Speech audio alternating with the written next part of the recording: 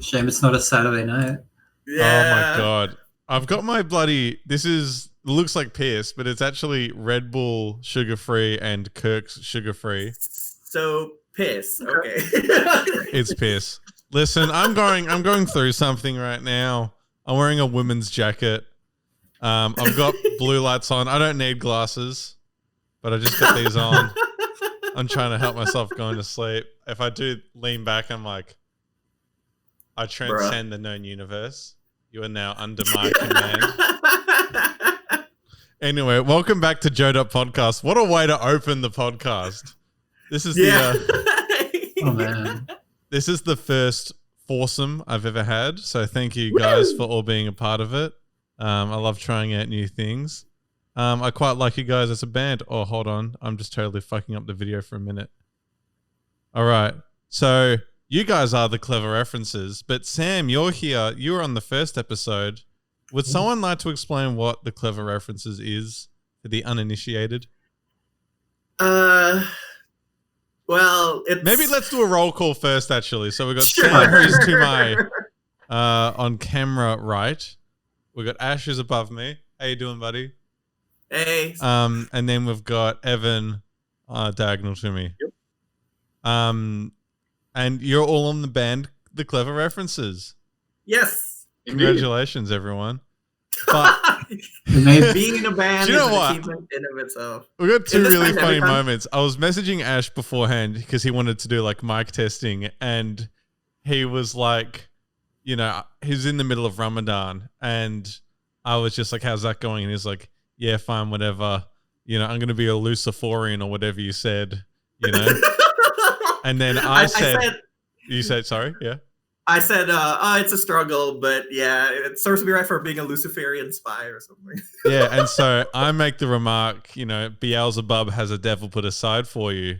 There we go. Which I thought was a clever reference, but, you know, I think it... Anyway.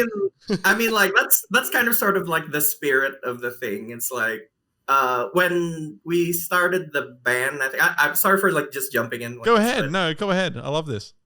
Like, I think when I was like, it's 2019, right? Man, that's a million years ago.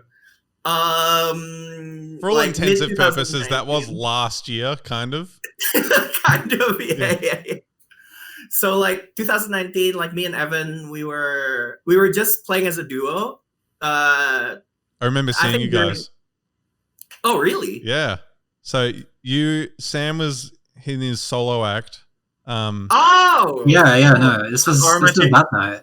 It's open mic days. Yeah. I mean, we're still in open mic days. Like, honestly, like, when we restart, it's don't open worry, mics I'm still in open mic phases as well for everything. This is an open mic podcast. You know, someone else might just come on later. Who knows? Like, yeah. So back to what I was saying.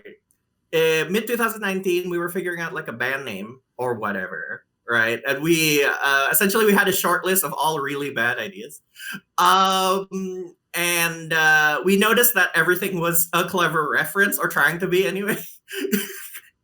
And like we also noticed like most bands are kind of clever references, you know. My Chemical Romance is a reference to a Irvine Walsh novel, I think, maybe.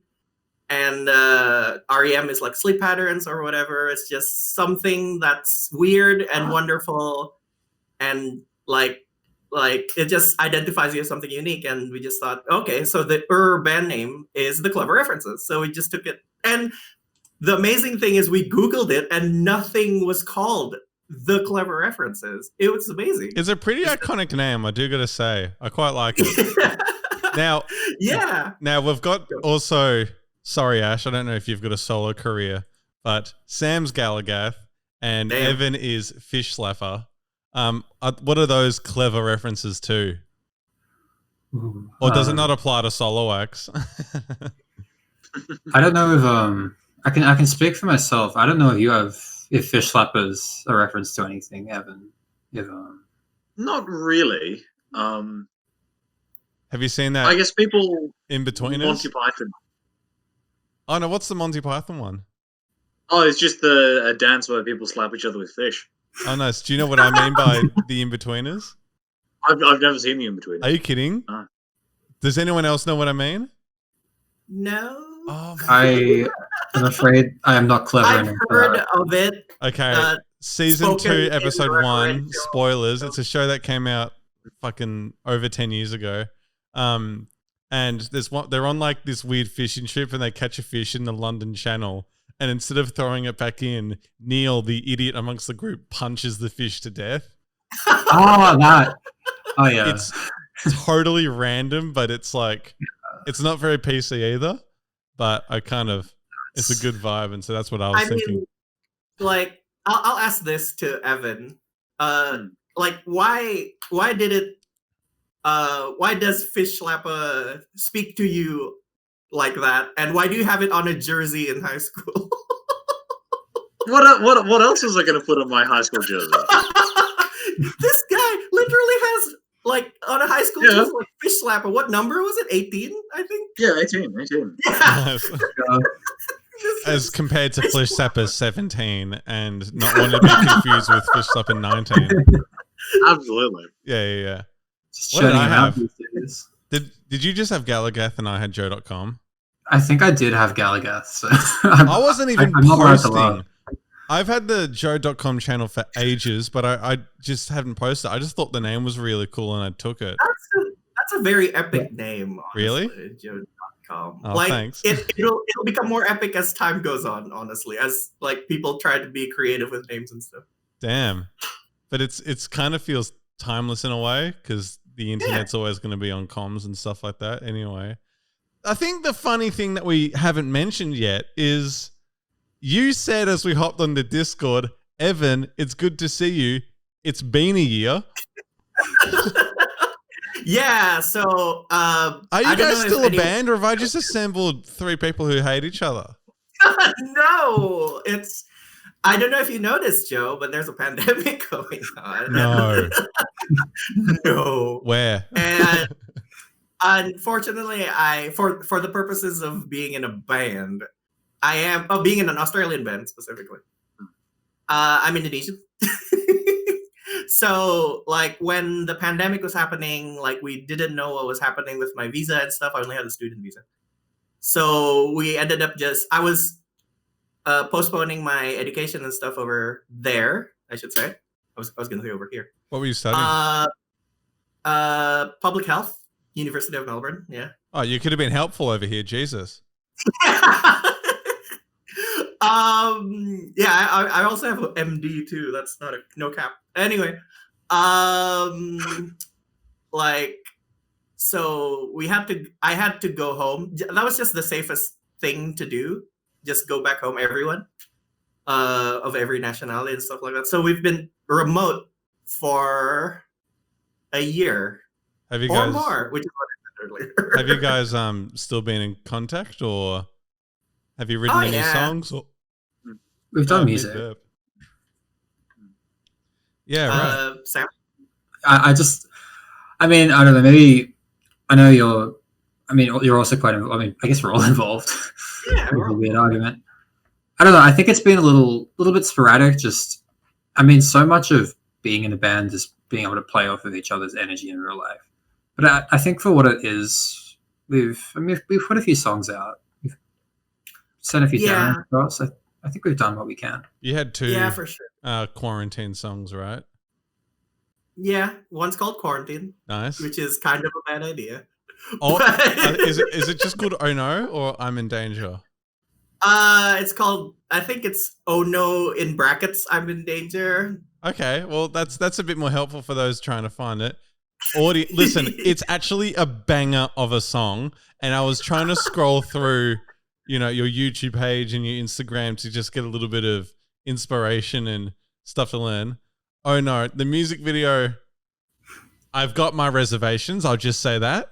I mean, like, the music video itself, like, if we're just gonna talk about the music video, it's just, we have to do something as a band. We've been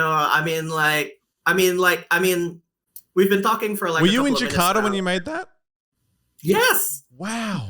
So, like, I was saying, like, we have chemistry. I mean, as Yes, I've seen you live. demonstrated. You absolutely do have chemistry. Yeah, I couldn't and, tell like, because just for all I talking- know, you guys could have driven around with the green screen, gone to each other's houses, and then with a camera, and then film it, or you could have taken turns in the same area. But I think Sam told me that. I mean, yeah. I know. Yeah, no, my part was done at our bassist, who is Mel, who unfortunately is not here. Here's a funny little joke, actually. So Mel, a woman, she's got long hair. So does Sam. So does Evan. Ash, step the fuck up, man! Like, I can't grow this. I'm already. This is as far as it goes. who's the honestly. who's the guitarist from Dragon Force? Through the Fire and Flames. Herman Lee. Herman Lee. That Yeah, exactly. guy. Yeah, he's got. Would love to have that hair. Yeah. Unfortunately, I think I'd love to have that anymore. guitar skills as I well. wear a damn hat every time. I should be wearing my hat right now. I'll get it. Oh, okay. See ya. All right. Bye, Ash. And that was the podcast. Oh, I should probably blur that out. Hey. What does that say? Nah, this is bad for lighting. No, it's fine. You guys are so concerned with everything. I listen. I'm just at a little home base, but I've got lighting. This is just my office. My other jacket, which I should be wearing, is over there, but I'm wearing this fucking women's jacket because I'm going through a crisis. I've added more Lego to the background. You can see Venom and Darth Vader. Are you guys fans of either Venom or Darth Vader? I've got too much Darth Vader in the background. Did I have Star Wars in Jakarta? I had. Do you have Star Wars in Jakarta? That's actually a valid question if you ask that in China. Because have you heard about like the bootleg China comic of Star Wars? Comic? Yeah. So Tell me. hang on. Hold on. Let's see if I can get this light on. No, just tell your story. We need to keep talking. Sam, tell a story. Quick. Think of something. There we go. That's a good Story. light. That's very bright. Probably. Yeah, that's There we should have go. figured that out. We've been going for So, 12 minutes. Star Wars comics. Star Wars comic. So actually in the 70s, they didn't have Star Wars in China, but they had the posters, right? Huh. So they knew what the characters looked like. And I think somebody had a spy in America that watched the movie one time and just wrote down notes of what the plot points were. And they made a bootleg comic out of that. So for 30 years, like 77 to like when Phantom Menace came out, which is 99, I think. All they knew about Star Wars is this bootleg comic, which is surprisingly accurate, quote unquote, Wow. but there's like How have I not severe known about this? I fucking love Star Wars. Star Wars is like so awesome to me. How do I not know this? So like for example, like I don't know if how big an anime fan you are, but you know Space Battleship Yamamoto? Not Like really. essentially they just put in the anime they just put essentially the design of a naval warship in space and just called it a spaceship. Yep. This bootleg comic had that. So that was the Star Destroyer. Okay. Must check out. Unfortunately, not related at all to the Clever References. No, It is that's a fine. giant Clever Reference, though. So Yep. This whole podcast is a clever reference to something.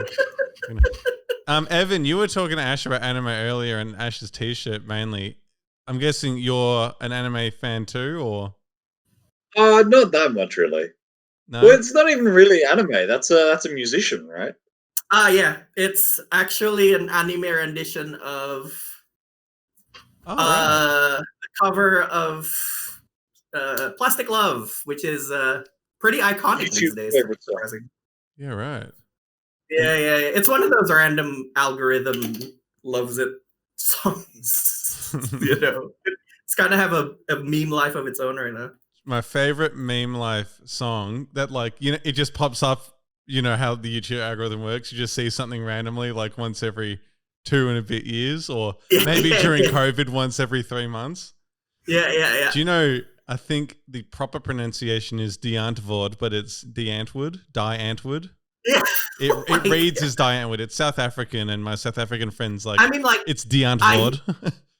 I hear it as giant words. So Diantwoord. you know, baby's on fire. Oh my lord.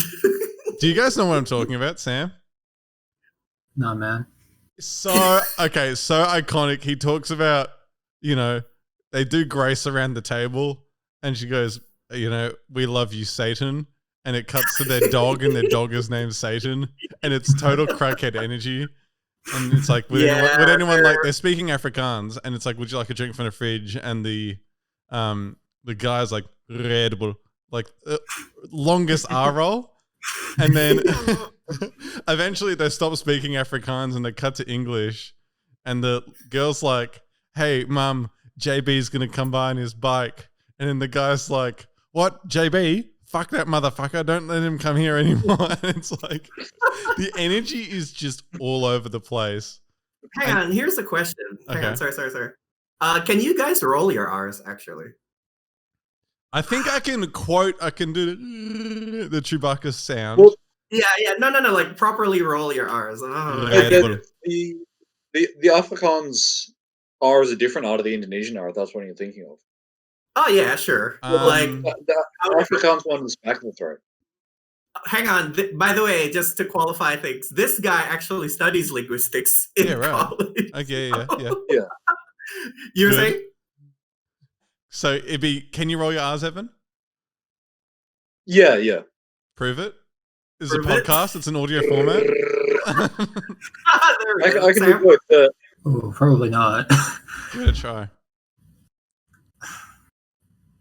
Am I going? Is Evan going? Yeah, you're going. Yeah. I'm going. I can do the fucking. Oh, wait, are we allowed to swear? Probably not. Mm-hmm. I just sworn like 5 times in the past 5 minutes. Like, you know the song "Panda," right? By Designer. Yeah. I can almost do that some days, if I'm on a good day. You know. Yeah, I'll just add that the reason why I have this fascination with rolled R's is, 1, I can't do it. 2, essential part of speaking Indonesian. Really? So I legitimately have a speech impediment in Indonesian, though. Oh, it only comes up in Indonesian. Well, it's interesting because it's like the big English speech impediment with a lot of kids, at least, is like R's and W's. And so people get those mixed up. There's the obvious language ones between, you know, if you're learning English, and I know if you're French, your H's are a little bit tricky to get through.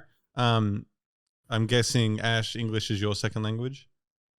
Maybe? Yeah, it's kind of become my first language in terms of, I don't know how you define that, but I'll say this much. I think in English more than I think in Indonesian. Oh, okay. I had a coworker who English was his third. He's from Brazil, so he was Portuguese, then Spanish, then English, but he was using English more. So chronologically, it's his third language, but in day to day, it's his first. So, like, that's true. I mean, like, just a little anecdote about growing up Indonesian, I guess. So, like, if you have this specific speech impediment, what people would challenge you with is a challenge being bully, obviously, is the snake goes around the post, which in Indonesian is ular melingkar. Ular melingkar? I forgot. Yeah, I'm not even saying it right because I can't. Okay. Evan can probably. Can you say snake? Ular? Ular. There we go. That's the way you're supposed to say it. Damn. You roll your R's at the end, is the thing. The challenge, anyway. Well, oh, yeah. Ular melingkar di pagar. The snake twirls around the gate or whatever. It actually rhymes in Indonesian too. In English too, anyway. Evan, given that you're the linguistics guy, do you write all the lyrics? No, Ash does the lyrics. Ash does the lyrics. So, Ash, do you primarily write? Oh, yeah. Like, I mean, like... I remember in the open mic night, you said that you shit out songs like crazy. You just write. At that time, at least, you were writing all the time. Yeah. Like, if I want to, I can write all the songs I want. Like, currently, I don't write songs because I don't see what the point is. Damn. The band's just going to fall apart mid-call.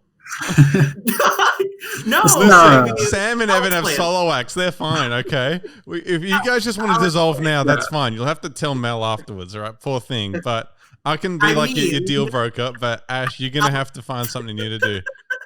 I feel like we're like one step away from this call just becoming band therapy.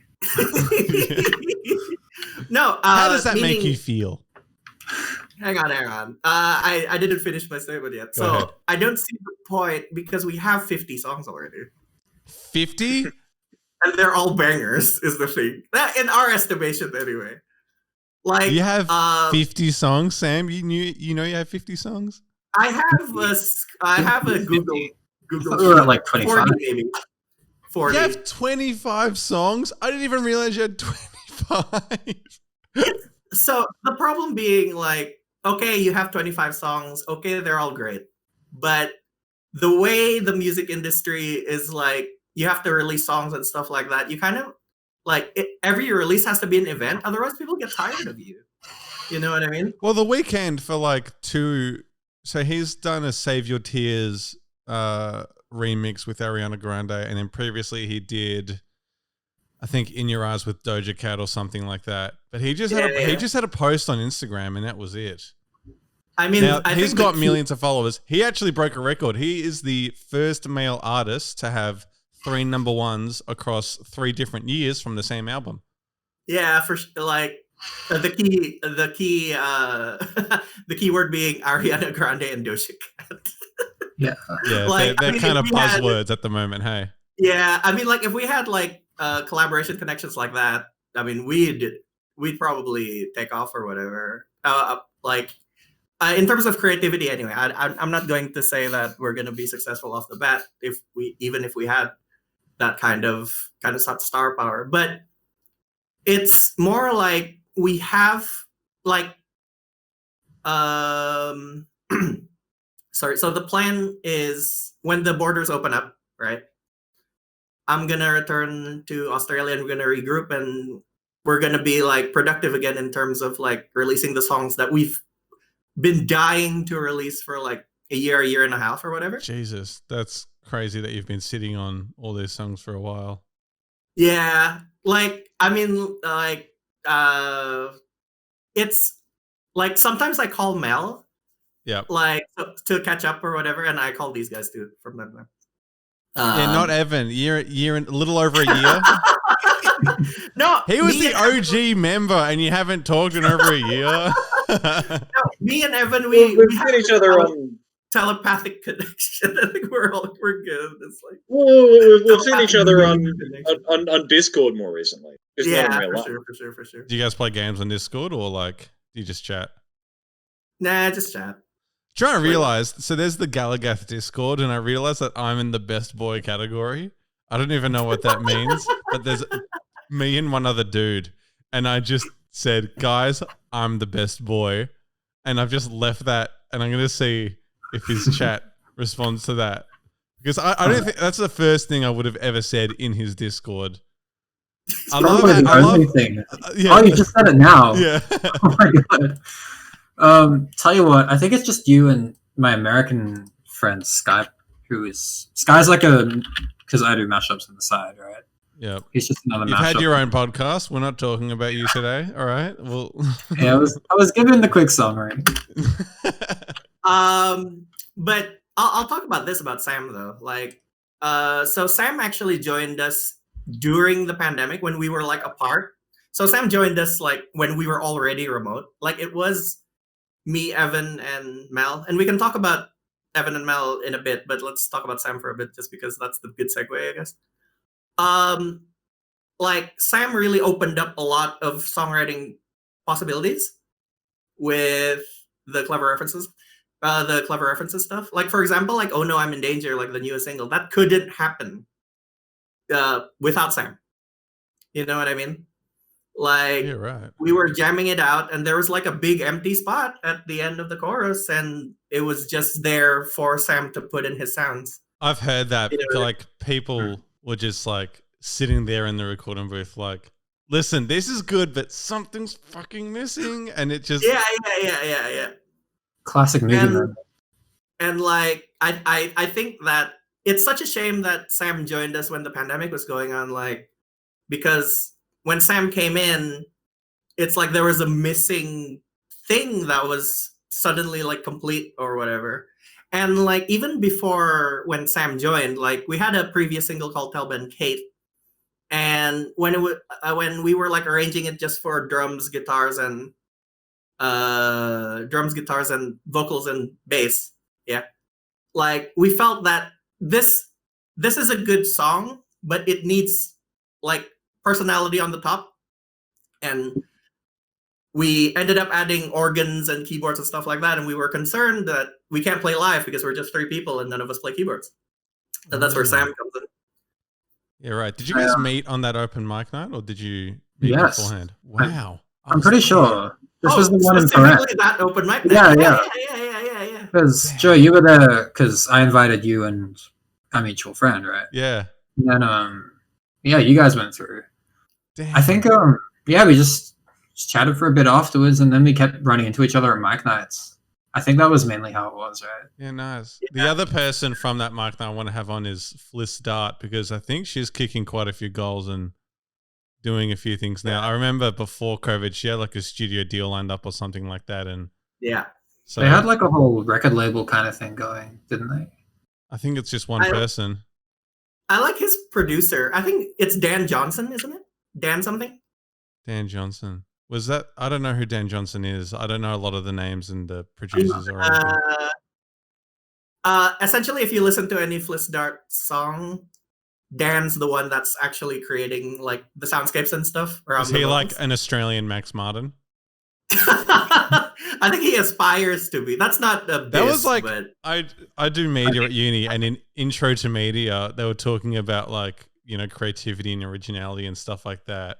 And then he gets up this thing and he goes, "Who's this guy?" And someone goes, "Max Martin." Here's all the songs he wrote from 2001, "Hit Me Baby One More Time," all the way to "Problem" by the Ariana Grande song. Yeah, Like, damn, this guy's awesome. He's still active now. He's still you know, doing like he stuff, pops up in like credits because I think like sorry, go. He was behind Blinding Lights, which is Really, yeah. So he's like, have you heard like the term like script doctor? Like Carrie Fisher is a script doctor or something like that. Script doctor. Yeah. So like what people would do is like they produce a song, right? And then they say the thing you just said, was this is missing something or whatever. And Max Martin is one of the first guys on the speed dial for that kind of thing right now because of his previous experience with pop stuff. That's why he gets on so many credits, is that way these days. He also produces his own thing, obviously, but that's why he's so ubiquitous, I guess, these days. Yeah, right. That's what a world. I don't know like if I can relate to the music thing specifically, but I've edited a few things. I've written a few things as well.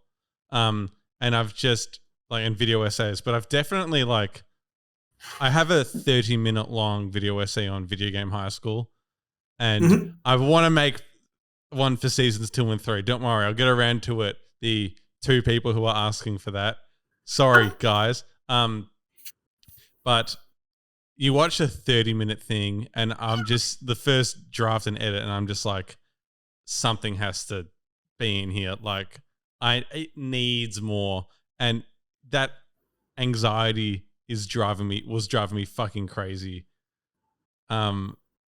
Yeah. So Sam, you do the keyboards and all the fun synth and stuff like that. Oh wow. Honestly, I didn't even realize that was still on. Nice. Play us a little melody. We're gonna do a whole multimedia podcast production sort of thing. Yeah, no, it's definitely it's a bit of a weird thing, at least with the band at the moment, at least in the way I've been able to perceive it, because it's been because I think Ash, we had a few conversations about me potentially joining the band around the January before the March that sent us all into lockdown. Yeah, for sure. And by the time, because we were sort of leading up to that, and then everything happened, and then it was like, okay, let's just sort of do it on the side, and then we'll say something when we release the next single.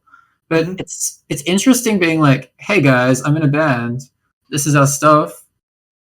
We're on Spotify or on whatever. When you because I've never rehearsed with you guys. We've never actually played music. It's Yeah. like, It's a concern I have in the back of my mind every day, Sam. I'll just say that. This is the most chaotic, How are we gonna disjointed see band. But I think the way I'm tempering it in my mind right now is to have realistic expectations. Like I don't expect like every layer of synth to be played live, just enough to make it sound exciting. yeah, So like it's all right actually. It's Because fine. I think, I don't know, if I was thinking entrepreneurial about it all, there's got to be a value in live music versus what you record and put on Spotify. And there's also going to be value in the music video. So, live, you'll riff or whatever. But you guys actually haven't even practiced together. So maybe get that down first. You got a little bit of work to do, let's be honest. But listen, it's all up from here. I don't want to like jinx you guys and, you know, then put you in a bad spot. But I think it's all going to be upwards from here. Joe, so like we actually have a live album kind of. Like it's so there was this Already open out? mic.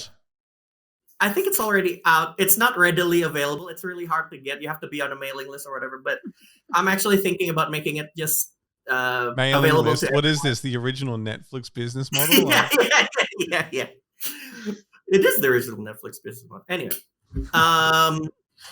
yeah, it's. I'm thinking about making it more readily available soon. Need to discuss it with the band, the logistics, and whatever. But you're totally right about the value of the live experience being different than the recording, than the music video, because like when I listen back to the live album, background, how do we have a live album even? So we're doing open mics as we discussed earlier, right? And there's this one really good open mic was in the Bergie Seltzer, like Sydney Road, do you know? Maybe. Okay. So they have an open mic at the Bergie Seltzer, and they have this kind of sort of resident artist named Hamish. I think he goes by Mishmash these days. Anyway, so what he does is he sets up like a recording setup. Like there's a laptop, there's a lot of mics. You remember, Evan? Yeah. Yeah. So the drums were like properly mic'd. They had like how many mics on the drums? Was it like a proper setup? Yeah, it was pretty good. I think that was like, just stand up like one for kick, one for snare, one for the toms, and one overhead. But, Yeah. so long ago. But was it So- like dynamic mics or was it little lapel kind of things? You can listen to the track yourself, and we're gonna release it soon anyway. You can judge for yourself. But Nice. essentially, I'm saying it's mixable. You know what I mean? Like so, like this setup for an open mic, like you can get up there and get recorded, quote unquote, semi-professionally. Yeah, wow.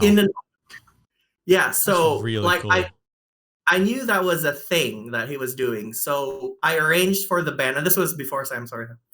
I arranged for the band to like, hey, we need to do this open mic because Hamish is doing this recording everything thing semi-professionally, and I'm gonna get all the stems, and we're gonna make a live album out of it.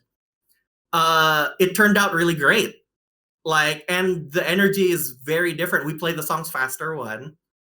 And it was just a different energy. There was no keyboards, obviously, because Sam's not there. But definitely a different vibe, and it really speaks to what you were saying about the live experience differentiating from what's recorded and stuff like that. Definitely.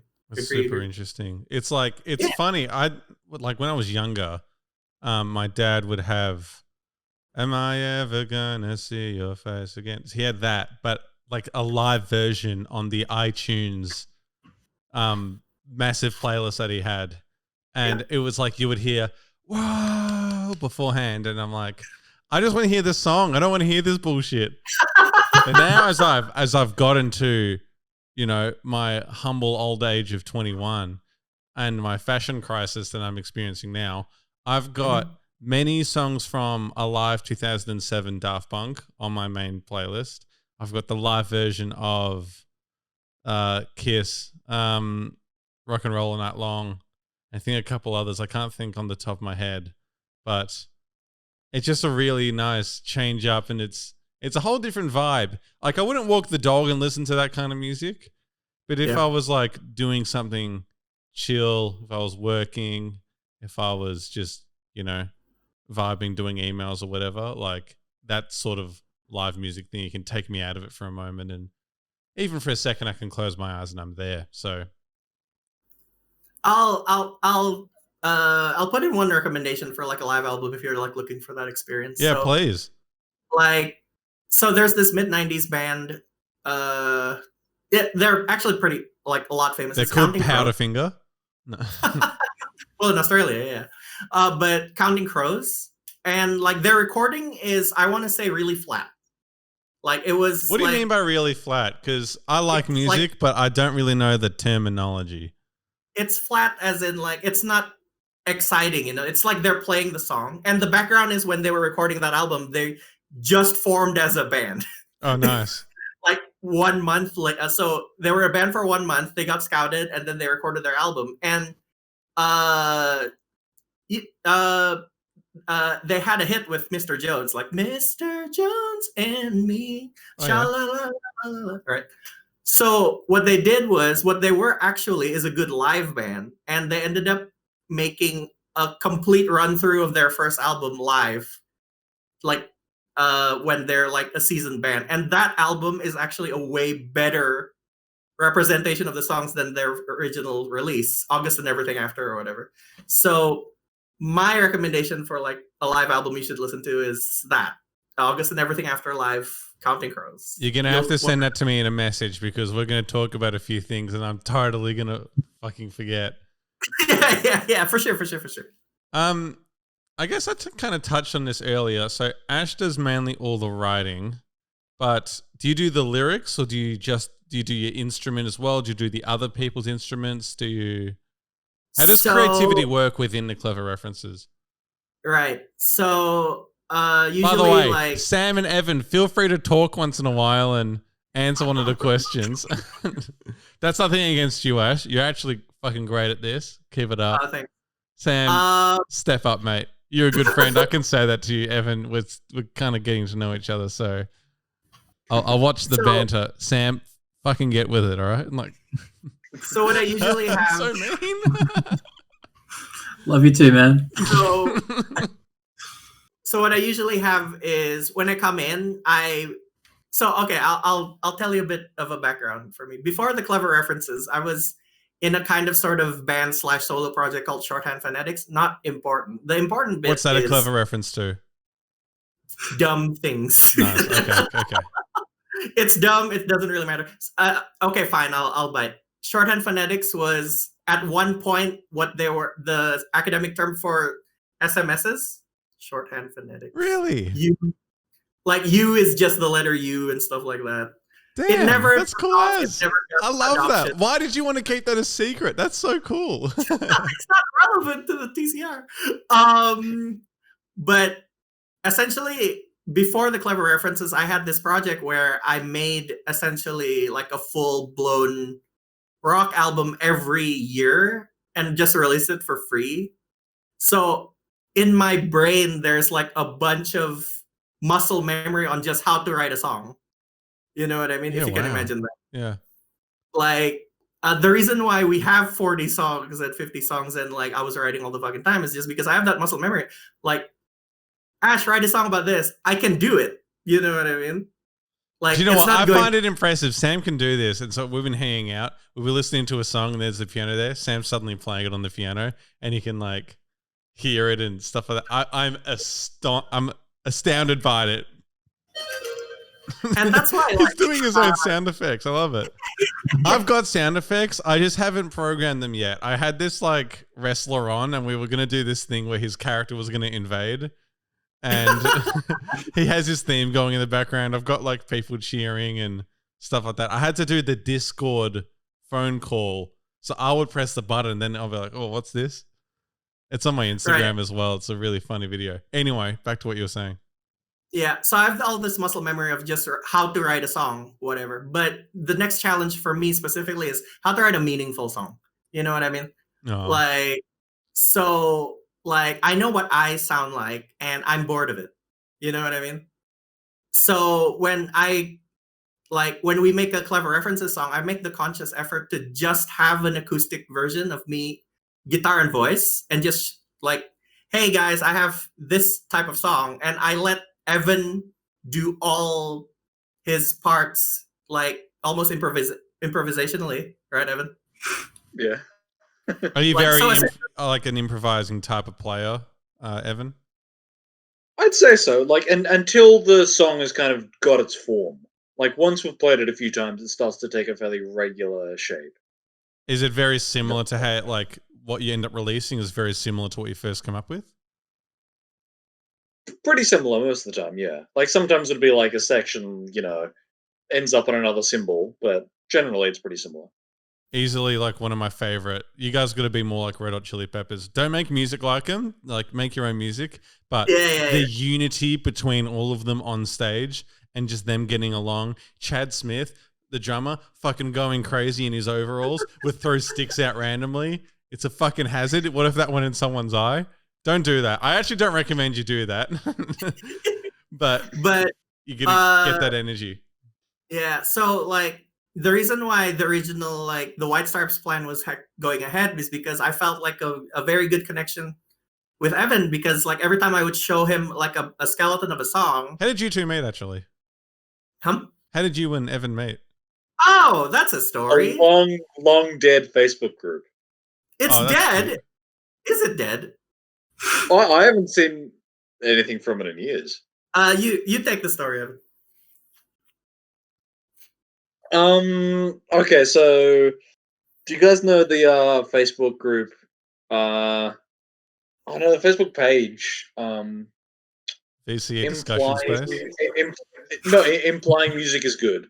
Implying music is good. I'm not familiar. Yeah, and then with there's the group implying we can discuss music. Right. Okay. So there's this Indonesian spin-off version, or there was. I haven't. Oh, it's dead now. It's dead, Jim. Honestly, like Mundo. Yeah, Mundo. Mundo is dead, I think. Yeah. Anyway. So yeah, we basically just met on that. Got like as someone reposted a thing from Unimelb Love Letters, on Mundo. That was me. How good are the love letters? I thought you meant Unimelb Love Letters was dead, but yeah, the original Indonesian group the Indonesian discussing music group is super dead. Yeah. But do you remember the actual thing from Unimelb Love Letters I posted? I should try and get someone who's like an admin on one of those pages on the podcast. Oh yeah, and have them talk about the crazy shit that they see. It was something about K-pop, right? I seem to remember there was K-pop and pregnancy involved. Yes, I can't remember. Yeah, two things that have they're like a circle. It's not a Venn diagram. They're the same. So it was just extremely hilarious to me. And during the time in Mundo, implying we can discuss music, but in Indonesian, there was this big whole like blow up about, is K-pop a legitimate form of music? Which is like just the right topic for that kind of sort of. It's also group, such a stupid question because obviously. I know. Yeah. So my big contribution to that fucking discussion was posting this Unimelb Love Letters post that essentially was just this girl pining for a Korean international student that looked like his oppa, and that she's pregnant with his baby and she's keeping it because she wants to have. Wait, she's actually pregnant? It's Unimelb Love Letters. It's probably not real. Okay. But I posted that to Mundo and Evan noticed. I want to think that story is actually true. But I think what makes that page so powerful and good is because the stories are actually true, but they're anonymous. And so you can reveal a little bit more. I mean, that's why when you go and ask Reddit and people talk about, not safe for work stuff, they actually reveal stuff. And it's like, holy moly. Or you talk about people having sex with Zac Efron and having to sign an NDA. You're not supposed to actually say that you signed an NDA. But they do.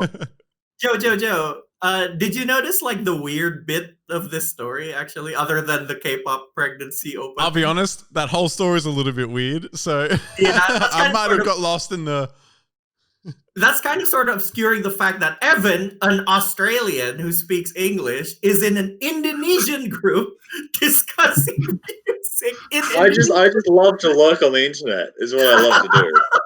It's my favorite thing. Fuck, that's So- hilarious. So just continuing on Evan's kind of sort of jumping off point there. So Evan actually asked me, how did you see this? Are you in Melbourne right now? And then I said, yeah. And then we just met. And that's how we met. That is so fucking awesome. That is feel like- incredible. I feel like we have to blow up just so we can say that our band was formed through shitposting. Yeah. Yeah. The first, you'll be bigger than the Beatles and you form through shit posting. Honestly. That is like, so wholesome. Do you know what? I was talking recently with my family. People suck at telling stories. Have you noticed this? Like, you sit around and people, they'll be like, it was 2019, yada, yada, yada. It's like, oh, hold on. It was actually 2018 because I was still in high school at that point. And I was actually dating this girl because, shut up. Those details don't remember. We just need the vibe and the gist. And you told that story excellently. A triple plus. Fantastic effort. But yeah, I think we're all kind of sort of in terms of like We're storytelling. all sort I of think- alone, but turns out we're all alone together. Yeah. I Well, listen I to was your gonna music, say- guys. That's I a like clever it. I like your band. That's a clever reference, hey. Yeah. Every one of us, I think, has their own creative thing. Like, I think, like, I know you said like you had a whole podcast about it before, but Sam has like inanimate mashups and stuff like that, which is fucking brilliant. I didn't know that was a thing before I met him, by the way. Mashups. He watched Pitch Perfect and then decided to make mashups. Is that true?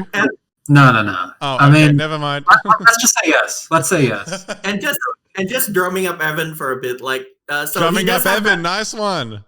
that- Was that on purpose? I don't know, man. I make I do this unconsciously.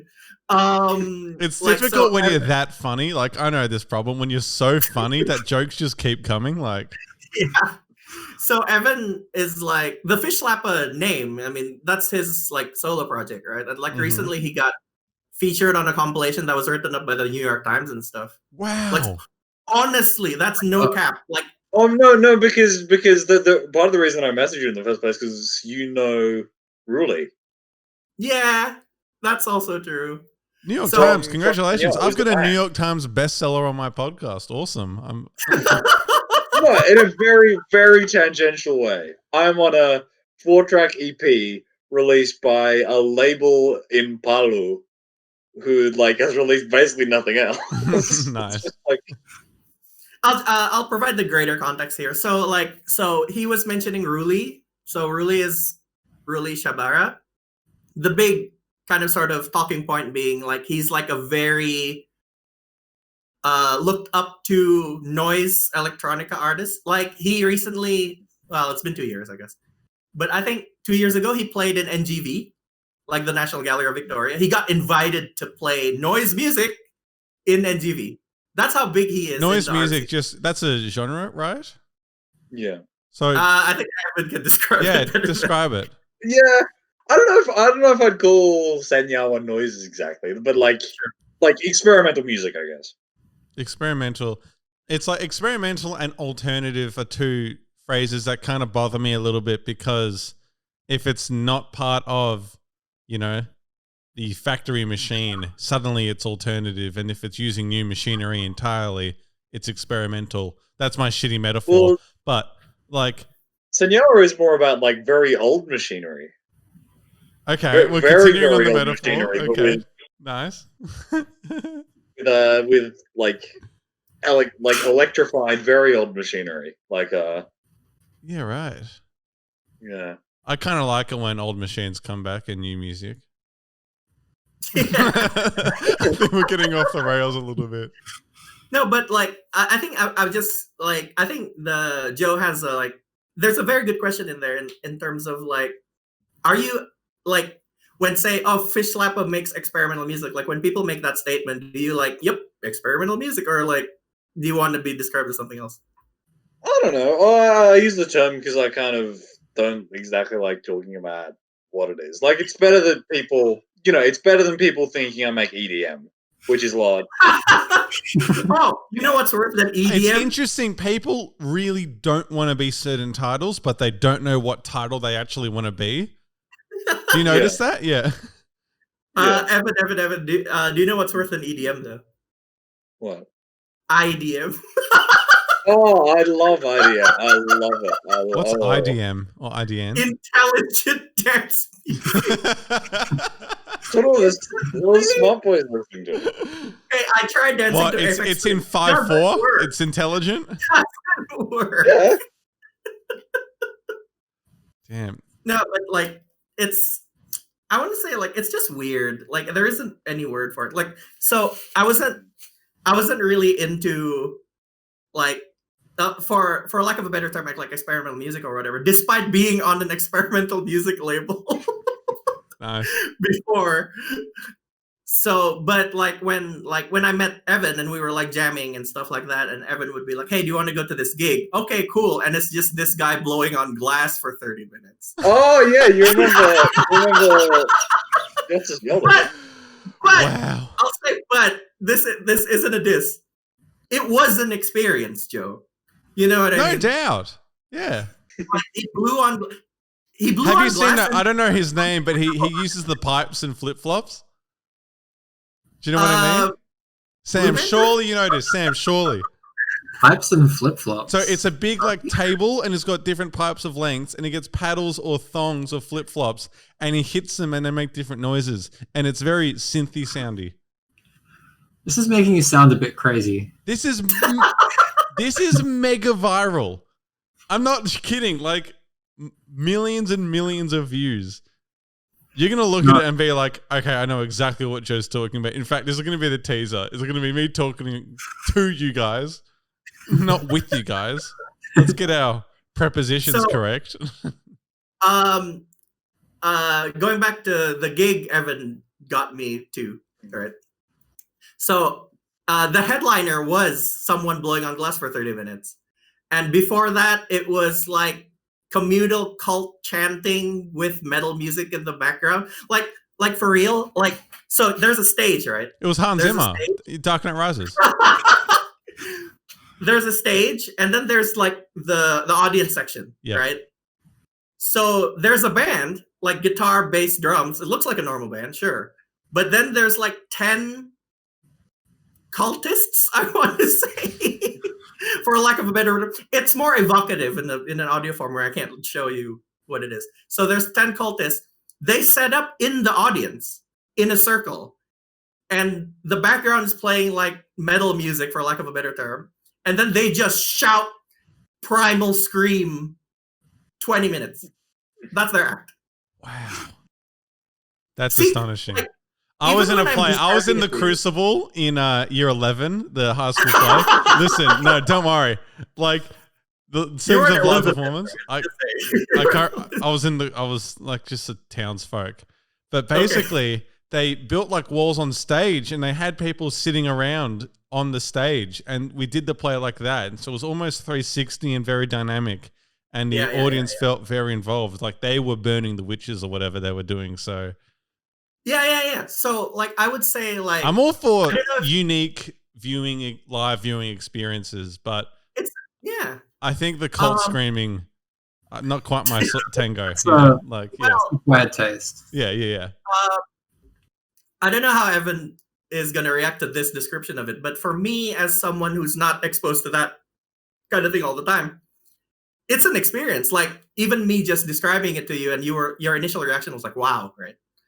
Roll back the tape. Wow, or whatever.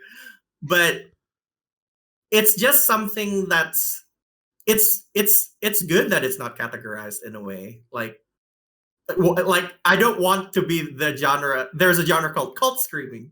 You know what I mean? And it's just like a factory of like people just making metal and cult screaming or whatever. But That's I don't know, That's Evan. kinda nice. What's your view on these kind of gigs? These kind of gigs. I mean, like where people get it's a free for all essentially. You come in and as long as it's music. I think they're good. I mean, it's a lot of what I play, to be honest. What I've been playing recently is that kind of stuff. I think I've seen you once live because you opened for Sam once, right? Oh yeah. Yeah, it sounded like the opening to Pursuit of Happiness, that sort of thing, like, but more longer monotone sort of stuff. I kind of vibe with it. Okay, that's good. He's all flushed. I love it. I got him. Seriously, Evan, like you're like super red, like a tomato. Yeah. You're very proud. I am too. I'm just trying to remember what I even played at that gig because it probably would have been really different stuff to what I'm playing at the moment. You did? I remember they were like there were two songs and then one of them was like the opposite name of the other. It was like oh yeah. That would have been Becoming and Unbecoming. Becoming. Yeah. What's that Scott Pilgrim Yeah. moment? What's that Scott Pilgrim that's like, this song is called I Hate Everything. I can't. So it's called I Hate You, Please Die or something. Yeah. I Love You, Come Back to Life. That's the next one. Yeah. What music are we currently vibing to? Sam, you answer. I see you already knew this before, and I know that you listen to her now, so it's kind of like Phoebe Bridges. Bridges, fantastic. Phoebe Bridges. Lyrically, she's great. Production-wise, she's great. Really, I think it's just been a very solemn past year, just generally, and her music is appropriate for that. So, Phoebe Bridges, for me at least. I don't know what you guys are jamming. Leon Bridges, the brother. I like Leon Bridges a lot. Evan, do you have artists that you're vibing with? I don't know. What have I been listening to? This is a podcast. I hope we're talking. Ash, do you have anything that you're vibing to? Okay. So I'm like doing a lot of kind of sort of freelance writing, and I'm trying to write my own novel right now. Crazy. Wait, Sam's writing a novel. I'm writing something. You're writing something. Wow. We should be in a writing club. Honestly, we should trade notes. I'm not talking about what I'm writing. I talk about it too much. I've revealed stuff myself. My problem is I'll start talking about something. I'm like, I shouldn't talk about this. And then I'll fucking tell you 5 things that I really wanted to keep secret. Sam's the only person who actually knows. He's like my co-writer. He's just the person who I dump ideas on. And what's the term we had for was it Carrie Fisher? The something doctor? Script doctor. Script doctor. I'm the script doctor. Sam's my script doctor in a way. Yeah, for writing. Yeah. So I was saying like I have a lot of writing projects right now, like doing novels and stuff like that. So like the default thing you listen to is lo-fi hip hop beats too. But so I was like just vibing on it for a bit in the middle of like not knowing what to write or whatever, and like how do they make these kind of songs? You know what I mean?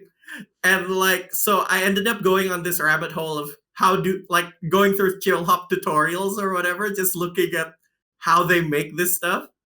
And now chill hop's ruined for me because every time I listen to chill hop, I'm trying to figure out what samples are they using and stuff like that. I can't work to it anymore. But I'm vibing on like the lo-fi stuff right now. It's just I fucking love sampling.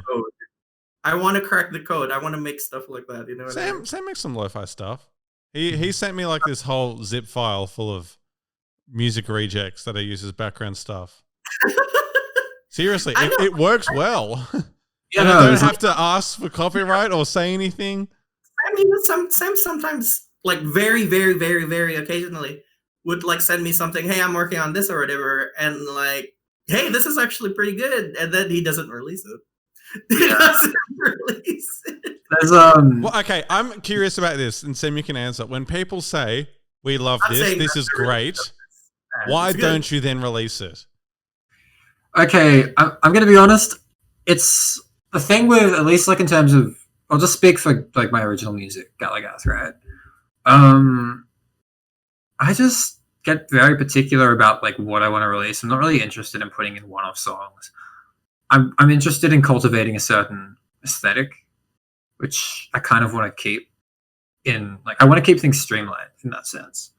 So a lot of what I do, even if I like it, if it doesn't come together in a way where it coincides with like the whole sort of weird glitchy, I don't know, honest ambient pop kind of thing that I'm doing, I just I don't know. I don't spend much time focusing on what I would do with it. Like, for example, that lo-fi piece, I think you went off of. Like, I think that's like, I'm really happy with that. I'm not really sure where to take it, I guess. Just do what it was the Dutch guy that Lil Nas X just took the beat from, and it became Old Town Road. You just got to go on websites like that, and suddenly you'll be doing interviews everywhere for that. I mean, like for a more practical kind of practical, more practical music advices, like specifically on like if you like make lo-fi stuff and stuff like that, is put it on Spotify, like as a different name. I know there's like you need to go through a lot of music publishing hoops for that. Like you need to pay for a new name or whatever. But if you like make the lo-fi stuff that can fit with like lo-fi hip hop beats or whatever, is like, because sometimes Spotify will like pick that up on the playlist, and that will just give you like momentum for that specific project. I know this is like more of a money making scheme than Yeah, anything, but but no, it's good though. It's good. And honestly, I've considered it. I probably Okay. should really. yeah, Because that's the thing. Your rejects, they're actually good music, and I totally understand the idea about brand image and, you know, your particular sound and what you're looking for there. But it's just, it feels wasteful that there's all this thing. Look, Yeah. I've wasted a bunch of stuff. My year 12 video, The Zombie Problem, it's on the channel. You should actually watch it, Ash. It's a total shit heap. You too, Evan, actually, and then you can talk about it to me afterwards. I spent more on what didn't appear on screen than what I actually spent that on things that appeared on. I had a 10-minute time constraint, and so I think I wrote like a 15-minute script, and so I had to condense a lot of it down, and there were some things to take out and keep. But for example, I talked about this on episode 2 with a guy called Matt who's doing a film challenge and does acting. This zombie in it originally had a gash like right here, but I realized in testing it and stuff like that I wasn't loving it, and I decided to just abort on it. And so I had all this latex and different makeup equipment that I bought. Holy fuck, that was awkward going into the store and asking to buy equipment. Because I'm just like, I need this makeup thing. And it's like, what color? And I'm like, red. Like, I was like, that. They look at me like I'm stupid for saying red. Yeah, but it should be a learning experience though. Like when you make projects like that, and that's what it absolutely was. actually, like I want to ask Evan this, like the fish lap and stuff. Like, would you say like what considerations would you think about when you're releasing something that's like permanent, quote unquote, like on Bandcamp and stuff? Well, I've actually had the Fish Lapper name going for a long time. How long? Since I was like really, like my first releases as Fish Lapper would have been like 13, 14. Well, So I've made a lot of releases. Are you 21 or? I'm 20 at the moment. Okay, all right. So I've made a lot of releases over the years that I've been like at the time, yeah, this is permanent. This is going to be the best thing ever.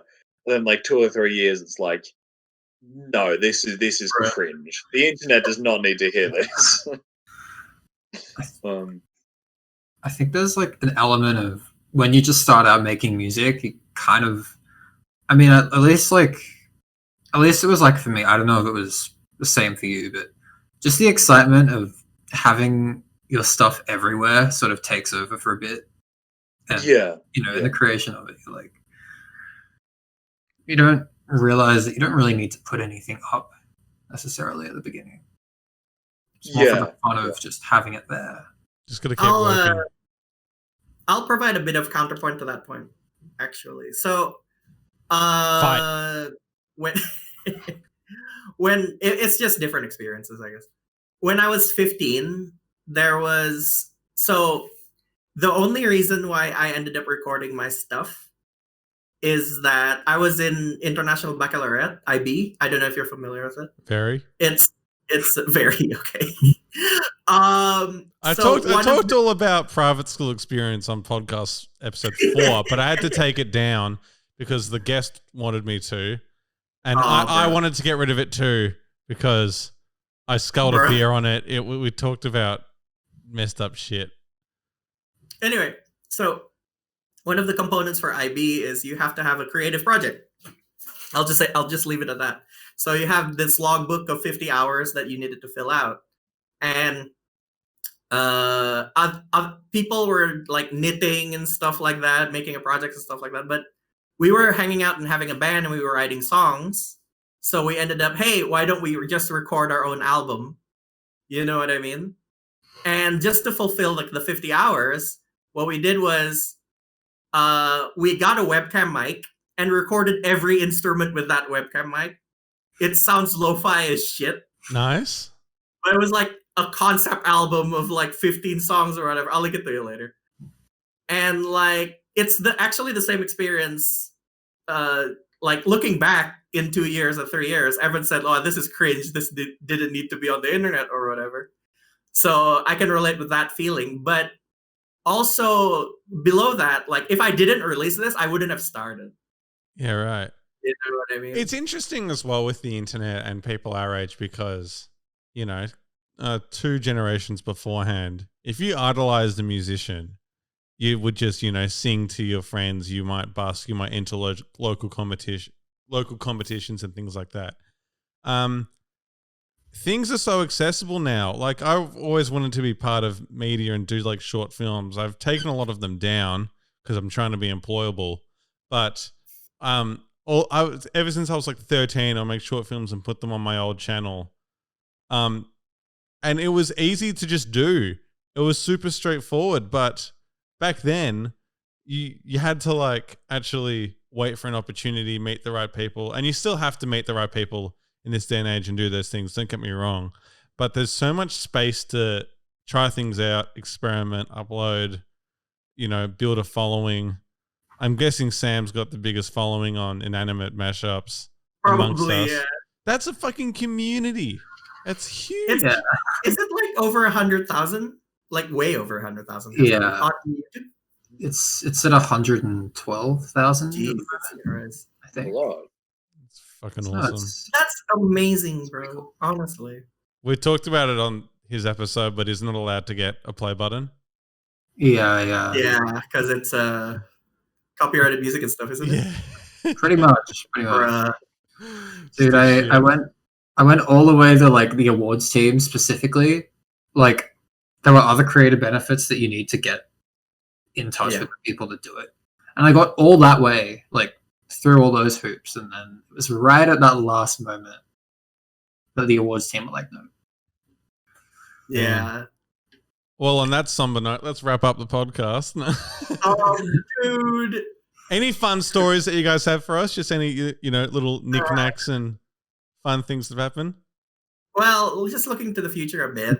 Yeah, what's moving forward for the Cleaver References? You've obviously got that live album that you're looking to release. Hopefully soonish. We're talking about it now. Yeah, sure. I know Sam's performing tomorrow night. This is coming out on Friday, so you're going to already have performed. Great job, Sam. It was awesome. Woo! I think I went. We'll see. Yep. Or we will have seen. So in the near future, probably just because I talked about it, I'm going to talk to the rest of the band and about the logistics of it. We're going to release like a video. It's actually all recorded, less than 15 minutes. I think the only point of discussion is, and Sam's here, is Sam's not in it, is the thing. So we need to like how to explain it and stuff like that. Because it's like archival footage, I guess, from like a year ago when Sam wasn't here. So we need to like finagle the messaging about that. And do you know what? Let's just talk about Mel quickly as well. Her involvement in the band was there's a fourth member. Unfortunately, she couldn't make it. She was member 3. How did she get involved?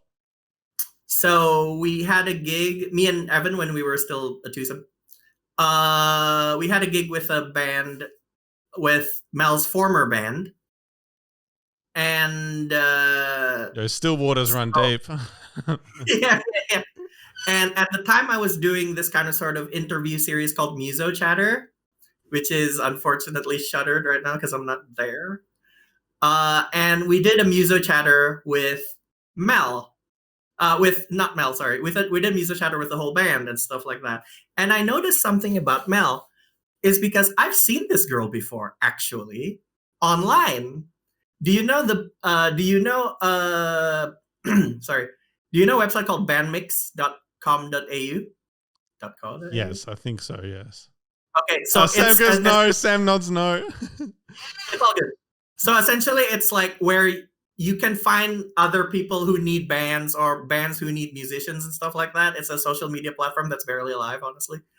But I've seen Mel because we were looking for a bassist. I put up an ad looking for a bassist, and I put in the search database, and I found this attractive looking girl with a very good profile picture of her called Melisandre. I don't know how you pronounce that. So I sent her a message. Hey, Mel, Lisandra, we're in the Cleaver References. We need a bassist. We've done gigs. This is what we sound like. We need a bassist, etc.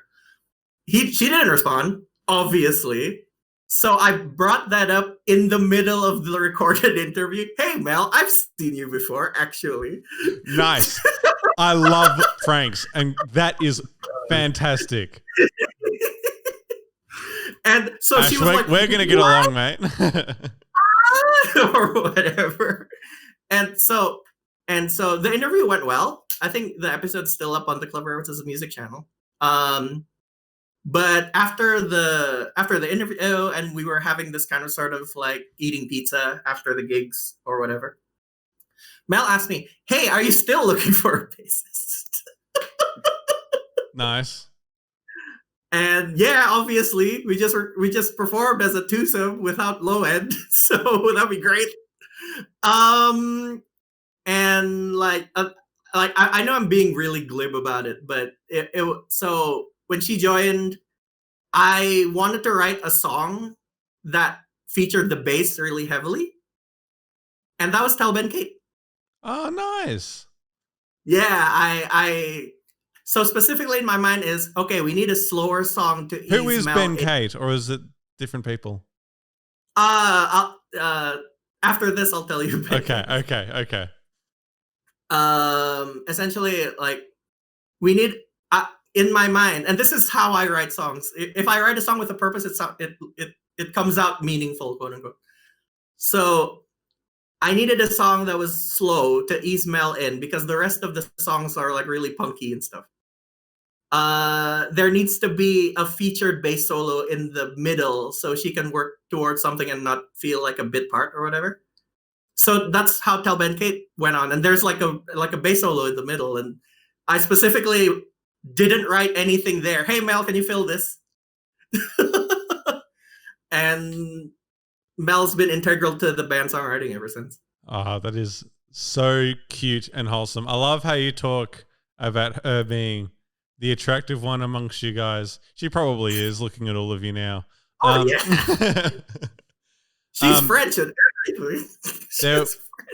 I can't remember what the movie's called, but Jennifer Aniston had this like tiny role in a horror movie, and then Friends came out.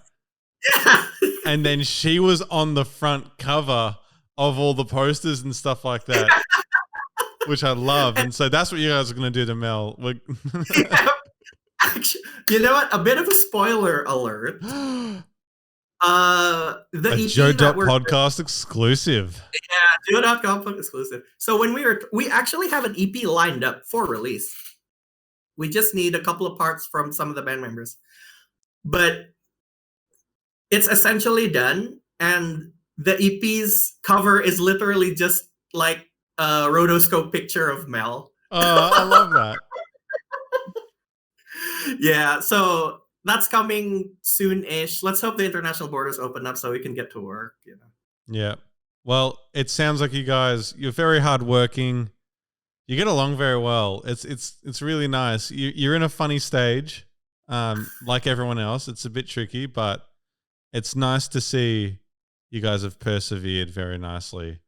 You know, there's that whole meme about Vision saying, "What is grief if not love persevering? What is references if not clever persevering?" I don't know. I'm running out of gas at the moment, and I think it's bedtime for us. This is the latest I've gone and recording a podcast. Ash, Evan, Sam, thank you all for coming on. Thanks for having us. Sorry, where can they find the Clever References? So I mentioned that it's very easy to Google the Clever References. So we're on YouTube, we're on Spotify, just the Clever References, no funny business like real Clever References or whatever. Just look up the Clever References, you'll find us on Google. But YouTube specifically and Spotify is the platform that we're working to build. Excellent. All right. See you guys around. Ciao. Bye-bye.